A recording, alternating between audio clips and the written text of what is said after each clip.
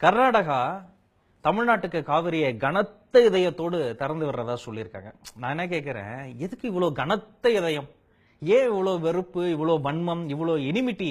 ஏன் ஒரு நைல் நதியை 3 நாடுகள் பங்கிட்டுக் கொள்கின்றன, எந்த பிரச்சனையும் வரல.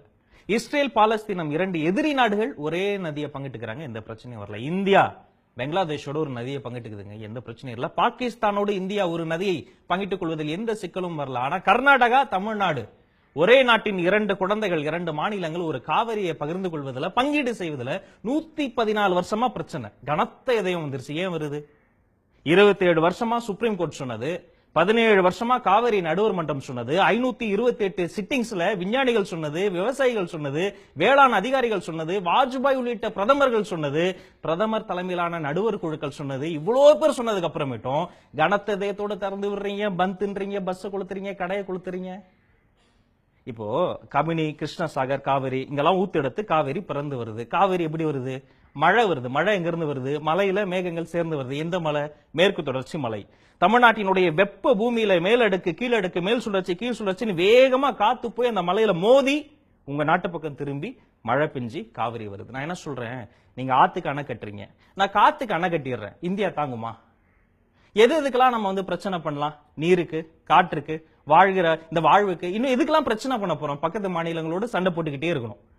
இங்க கர்நாடகா விடுங்க, அவங்க இப்ப தண்ணி திறந்து விடுறாங்க, ஒரு பந்து வைப்பாங்க, மறுபடியும் திறந்து விட மாட்டாங்க, கடைசி வரைக்கும் பிரச்சனை போயிட்டே இருக்கும். தமிழ்நாட்டுல நீங்க என்ன கிழிச்சுக்கிட்டு இருந்தீங்க?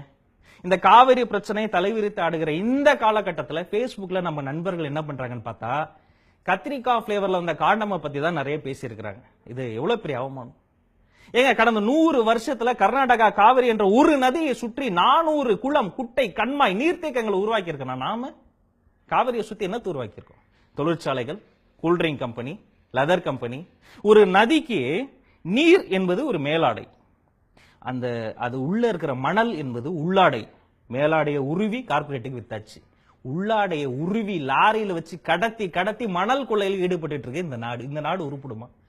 இருக்கிற மணலை எல்லாம் கொள்ள அடிச்சு என்னைக்கோ வரப்போற கண்ணுக்கு தெரியாத ஒரு தலைமுறை, தண்ணிக்கு சிங்க அடிக்க போற தலைமுறைக்காக இன்னைக்கு கோடி கோடியா கொட்டி கொட்டி இன்ஜினியரிங் காலேஜ், மெடிக்கல் காலேஜ், அந்த யூனிவர்சிட்டி, இந்த யூனிவர்சிட்டி, அந்த பங்களா, இந்த பங்களா, அந்த எஸ்டேட், இந்த எஸ்டேட் எல்லாம் கட்டி வைக்கிறோம் தண்ணிக்கு. இப்ப எங்க பாட்டன் ஆத்துல குளிச்சான், எங்க அப்பன் குளத்துல குளிச்சான், நான் குழாயில குளிக்கிறேன். என் பையன் குளிக்கவே மாட்டான், குளிக்கிறதுக்கு ஒரு மாத்திரை கண்டுபிடிச்சிருவோம். பேர குடிக்கிறதுக்கு என்ன பண்ணுவான்?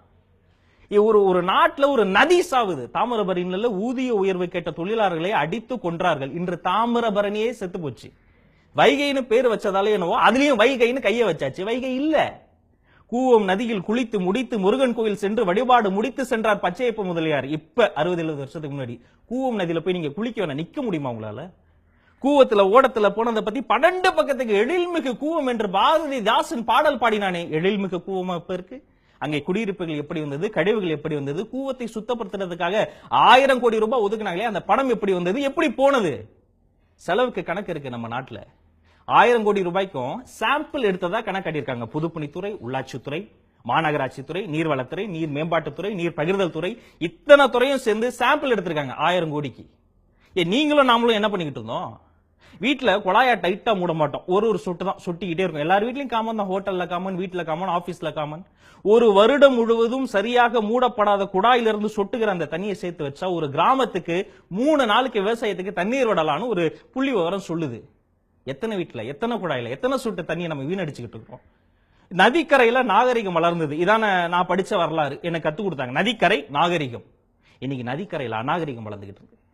கலை வளர்த்த, செல்வம் வளர்த்த, பண்பாடு வளர்த்த, உயிர் வளர்த்த, நெல்லு வளர்த்த, சோறு வளர்த்த, வயிறு வளர்த்த நதிக்கரை இன்னைக்கு அரசியல் வளர்த்துட்டு இருக்கு. நான் கேட்கிறேன், போராட்டம் பண்றவங்களை எத்தனை பேருங்க விவசாயிங்க? ஏற்கலப்பை பிடித்தது யார்? மண்பிட்டியை பிடித்தது யாரு? விவசாயிகள்ன்ற பேர்ல இந்த போலி மருத்துவர், போலி தொழிலதிபர், போலி விஞ்ஞானி மாதிரி போலி விவசாயிகள் அரசியல் செஞ்சுக்கிட்டு இருக்காங்க. அங்க இருக்கிறவங்க அரசியல் செஞ்சுக்கிட்டே இருக்கிறாங்க. இங்க இருக்கிறவங்க சமூக வலைதளங்கள்ல நம்மளுக்குள்ள அடிச்சுக்கிறது, சினிமா இழுக்கிறது. ஏதாவது ஒரு பிரச்சனைக்கு சினிமாக்காரனை இழுக்காம உங்களால் யோசிக்கவே முடியாதா? ஜெட்டி விக்க சினிமாக்காரன் வேணும், வேட்டி விக்க சினிமாக்காரன் வேணும். காவிரி பிரச்சனை ரஜினி இல்ல, கமலஹாசன் இல்ல, விக்ரம் இல்ல, ஏன் இன்னும் மிச்சம் இருக்கிற எல்லாரும் இல்ல? அப்புறம் நீ ரஜினிக்கு தான் ஓட்டு போட்டியா? கமலஹாசன் எம்பி எலெக்ஷன்ல நின்னாரா? எத்தனை நடிகைகள் உங்க வீட்டுக்கு எனக்கு ஓட்டு போடுங்க, ஓட்டு போடுங்க? ஐஏஎஸ் ஐபிஎஸ் அதிகாரிகள் நடிகர் நடிகைகளா? சினிமா வெளுக்காம நமக்கு சொந்த புத்தி இல்ல, சொல் புத்தி இல்ல, எதுவுமே இல்ல, வேற என்னத்த பண்ண போறோம்? என்னைக்கோ ஒருத்தன் கரிகாலன் ஒரே ஒரு கல்லணை கட்டலாம், இன்னும் நிக்குது. கடைசியா நம்ம நாட்டுல எப்ப அணை கட்டணும்? எனக்கு தெரிஞ்சு லிங்கா படத்துல ரஜினி கட்டினாரு பென்னிகுயிக். அவருக்கு அப்புறம் எப்ப காமராஜர் காலத்துல சின்ன சின்ன பாலங்கள் கட்டணும். கடைசியா எப்ப கட்டணும்? நிறைய ஹோட்டல்ஸ் கட்டணும், மால்ஸ் கட்டணும், தியேட்டர் கட்டணும், கல்யாண மண்டபம் கட்டணும். ஒருத்தர் 2-3 பொண்டாட்டியெல்லாம் கட்டினாங்க. ஆனா எப்ப கட்டணும்? ஏங்க, காவிரிங்கிறது ஒரு இலக்கியத்துல, தமிழ்நாட்டினுடைய இலக்கியத்துல எவ்வளவு முக்கியமான ஒரு நதி. மகவாய் வளர்த்த தாயாகி, மகவாய் வளர்த்த தாயாகினா பிள்ளைகளை வளர்த்த தாயின்றான் இளங்கோவடிகள். மகவாய் வளர்த்த தாயாகி நடந்தாய் வாழி காவிரி. எங்கேயாவது நடந்தாய் வாழி கங்கைன்னு இருக்கா? நடந்தாய் வாழி வைகைலாம் இல்ல. காவிரி என்பது நடந்து கொண்டே இருக்கணும். ஊற்று பூமி கர்நாடகாவா இருந்தாலும் இந்த ஆற்றின் பூமி தமிழ்நாடு. 800 கிலோமீட்டருக்கு நீண்டு இருக்கக்கூடிய காவிரியில 311 கிலோமீட்டர் மட்டும் தான் கர்நாடகாக்குள்ள.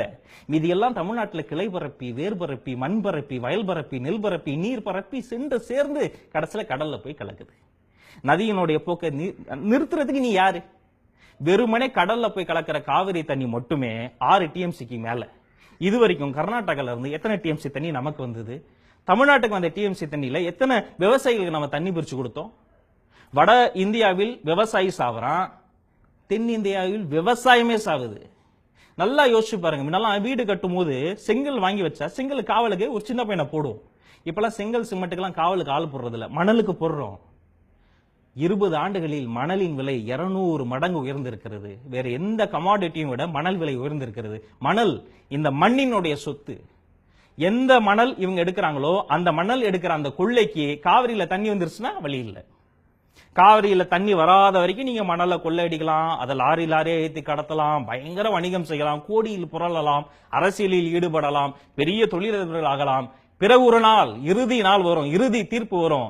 அன்னைக்கு தண்ணி இல்லாம எல்லாரும் நாண்டுகிட்டு சாகலாம். இவ்வளோ பிரச்சனைகள் விவசாயிகள் மட்டும்தான் சபிக்கப்பட்டவர்களா எதிர்கொண்டுட்டு இருக்காங்க. நமக்கு ஒரு விவசாயியை பத்தியும் ஒரு அக்கறையும் இல்லை. அதிகபட்சம் ஒரு மீமுக்கு எதிராக ஒரு மீம் போடுவோம், ஒரு ஸ்டேட்டஸ்க்கு எதிராக ஒரு ஸ்டேட்டஸ் போடுவோம், நமக்கு தெரிஞ்ச 4 ஃப்ரெண்ட்ஸை டேக் பண்ணுவோம். ஆனா அடுத்த தலைமுறைக்கும் இந்த தலைமுறைக்கும் நடந்து கொண்டு இருக்கக்கூடிய இப்போது இனி நடக்க போகிற பல பிரச்சனைகள் குறித்து எடுத்து போவதை குறித்த எந்த கருத்தும் கிடையாது. நாங்களும் நிறைய வீடியோக்கள் பண்ணிருக்கோங்க. சில வீடியோக்கள் வந்து மூளையை போட்டு பண்ணுவோம். இதே மாதிரி வெகு சில வீடியோக்கள் வந்து நாங்க இதயத்தை போட்டு பண்றோம். ஒருவேளை இந்த வீடியோ உங்களுக்கு பிடிச்சிருந்து அதை நீங்க லைக் பண்ணி கமெண்ட் பண்ணலாம். முடிந்தால் இந்த செய்தியை அடுத்த தலைமுறைக்கும் கொண்டு சேர்ப்பதற்காக நீங்களும் அதை ஷேர் பண்ணுங்க. கனத்த இதயத்தோடு ஷேர் பண்ணுங்க. அடுத்த தலைமுறை அது உழைச்சுக்கிட்டோம்.